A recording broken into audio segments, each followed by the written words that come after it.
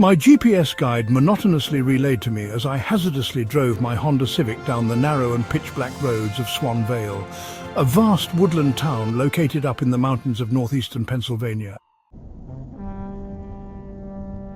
As my engine puttered and my tires squeaked, I tried my best to scan the road ahead of me to spot the crossroad in advance, to which I barely could thanks to the branches that stretched high above the road and shielded the tarmac from moonlight. My saving grace was my crappy headlights that barely illuminated the forthcoming track. I did as my GPS requested, and once I completed the turn, I could hear a headache revving up in my head as I was greeted with yet another long, tight roadway with seemingly no end. I grit my teeth and let out a hiss of pent-up frustration, tightening my grip on the steering wheel as I begrudgingly awaited the GPS to inform me of which turn to make next. I hated these roads with a burning passion. Yet I sadly had to put up with them if I wanted to continue visiting my daughter. She and her husband moved to Swan Vale a year ago to start a family, and ever since then, I've been visiting at least once a week. It isn't an easy task. It's about a 5-hour drive to get there and back from where I live, and I'm an old man. Yet despite that, I always make it a point to visit, regardless of how long it takes. 2 months ago, my daughter gave birth to a young, healthy girl, and so I'd been visiting more frequently. And thus, I had to encounter Swan Vale's road network more frequently. The roads that lead in and out of Swan Vale may have well been designed by the devil himself. That may sound melodramatic, but I wholeheartedly believe whoever designed the road network designed it with the pure intent of inflicting psychological torment on those who drive it. The roads are fine during the day when the sun hangs in the sky, but when night falls and I'm attempting to leave town, that's when the roads become my personal hell. Up is down, right is up, down is left. My mind is swept up in the jumble that is the intertwining and identical roads of Swan Vale's road network, until eventually it's morning, and only then do I find my way out. So, much to the encouragement of my daughter, I ordered myself a GPS. I left the responsibility of leading me out of town to it, and for the first 2 weeks, they were like a gift from God.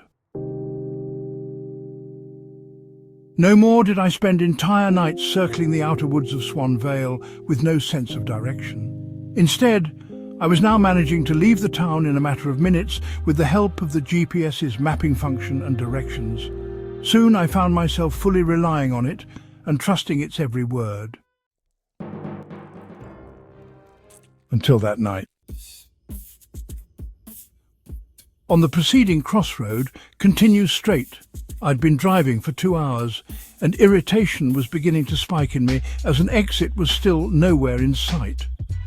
Unusual for my beloved GPS, to the point I began to believe it was busted, but upon examining it, it seemed to be functioning well. I then considered the possibility that maybe it had mistakenly taken a longer route. But as the roads grew narrower and my surroundings became more darker than I thought possible, I soon concluded that it was leading me further into the forest than away from it. On the preceding crossroad, turn right. I sighed and began to slowly spin my steering wheel to the right.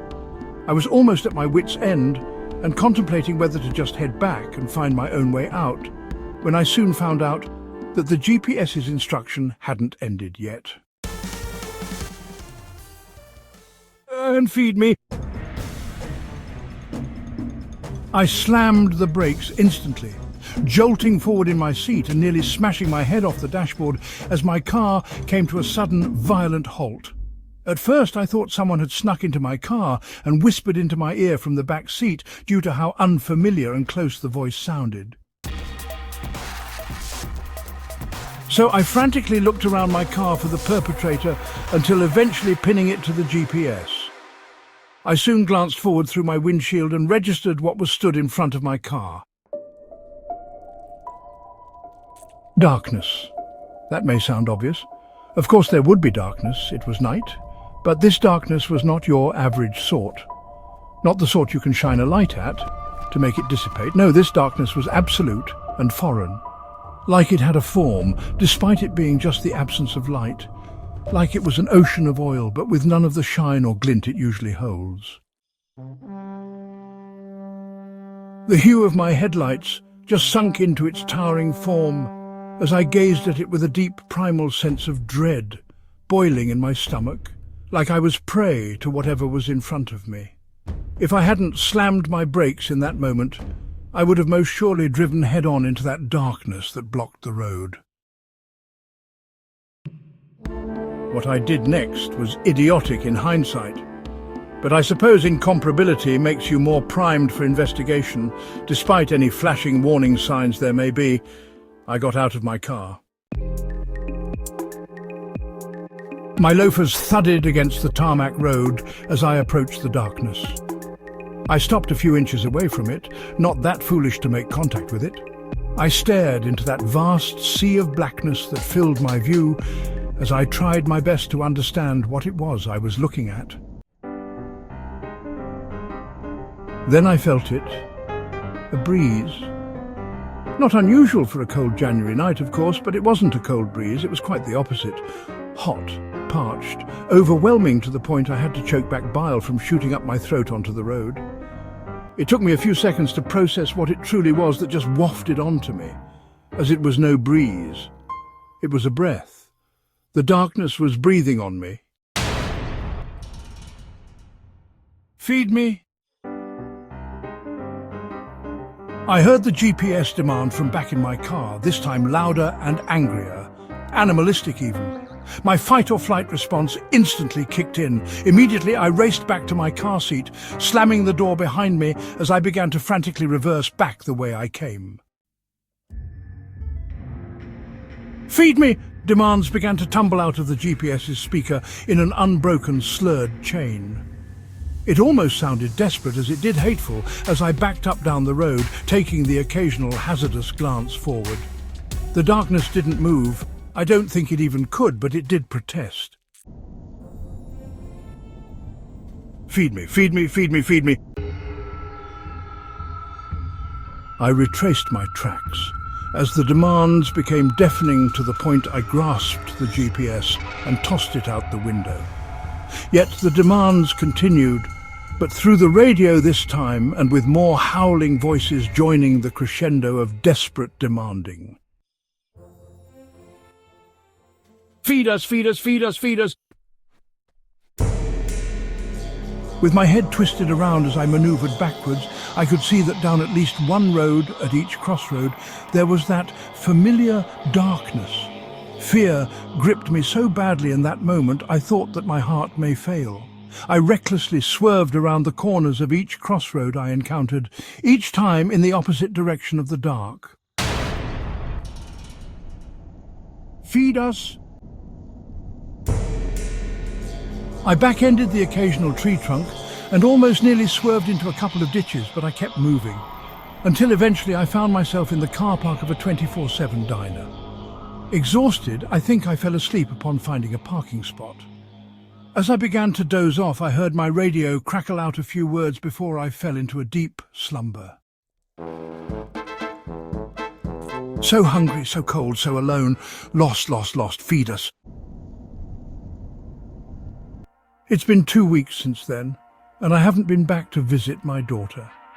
As far as I am concerned, I'm not stepping foot into those woods ever again. I could hardly gather up the courage to leave during the day upon waking up in that parking lot. I informed my daughter about what had happened and sent photos of my busted taillights and scratched rims, but I can tell she doesn't really believe me. She probably thinks I've reached that age where I've begun to lose myself, and that very well may be the case. But recently, I decided to do a bit of digging into the road network I was travelling that night. And from what I've gathered, 11 people have went missing in those woods last year alone. But that's not what frightens me. What scares me far more than the fact they disappeared is how they all have one thing in common. Each texted a family member one word before they were never heard from again. Lost.